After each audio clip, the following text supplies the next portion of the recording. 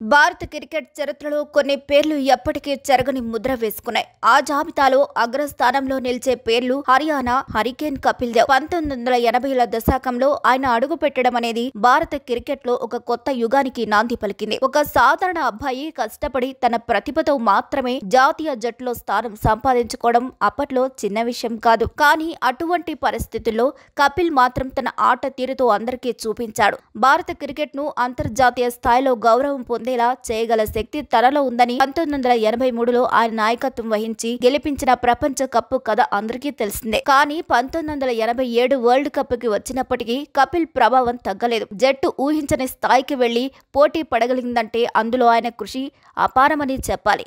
మరి ఈ స్థాయికి ఎదిగిన క్రికెట్ ప్రేమ విషయంలో ఇబ్బంది పట్టాడని మీకు తెలుసా?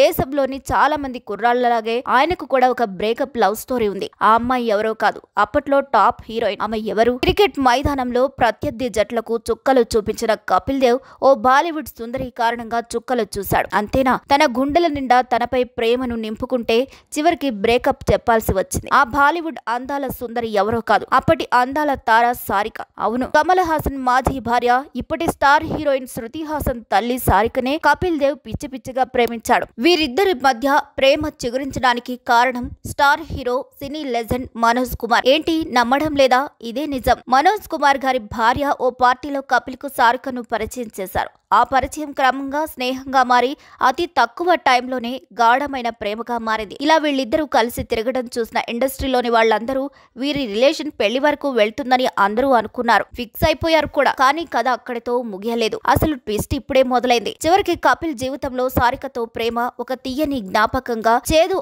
అనుభవంగా మిగిలిపోయింది. దీనికి అసలు కారణం సారిక పరిచయం చేయడానికి ముందే కపిల్ జీవితంలో మరో అందాల రాశి ఉంది. ఆమె రోమి భాటియా. కపిల్ రోమి మధ్య సారిక పరిచయం అవడానికంటే ముందే నుంచే మంచి స్నేహం ఉంది. ప్రేమాయణం కూడా సాగింది. కపిల్ రోమిని ఎంతగా ప్రేమించాడో తెలియాలంటే ఆయన ప్రపోజ్ చేసిన స్టైల్ తెలుసుకోవాల్సిందే. రోమికి కపిల్ డిఫరెంట్ స్టైల్లో ప్రపోజ్ చేశాడట. ఒకసారి ఇద్దరు రైల్లో నుంచి ప్రయాణిస్తుండగా రైలు అందమైన ప్రదేశానికి రాగానే కపిల్ రోమి ముందు మోకాళ్ల మీద వంగి కిటికీలో నుంచి ఆ బ్యూటిఫుల్ ప్లేస్ ను రోమికి చూపిస్తూ ఆ ప్లేస్ ను ఫోటో తీయగలవా డియర్ అన్నాడంట.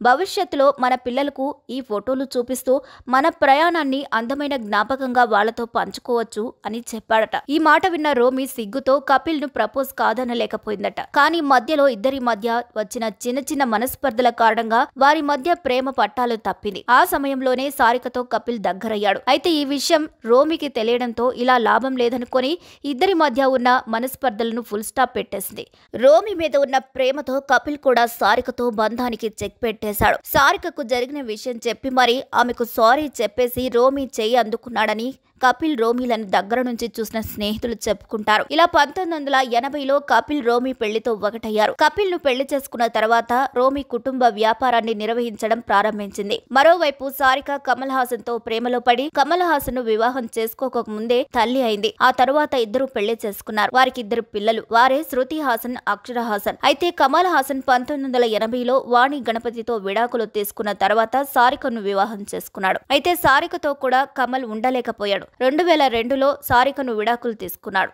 ఈ వీడియోపై మీ అభిప్రాయాన్ని ఖచ్చితంగా కామెంట్ చేసేయండి. మరిన్ని వీడియోస్ కోసం మా ఛానల్ని లైక్ చేయండి, షేర్ చేయండి, సబ్స్క్రైబ్ చేయండి.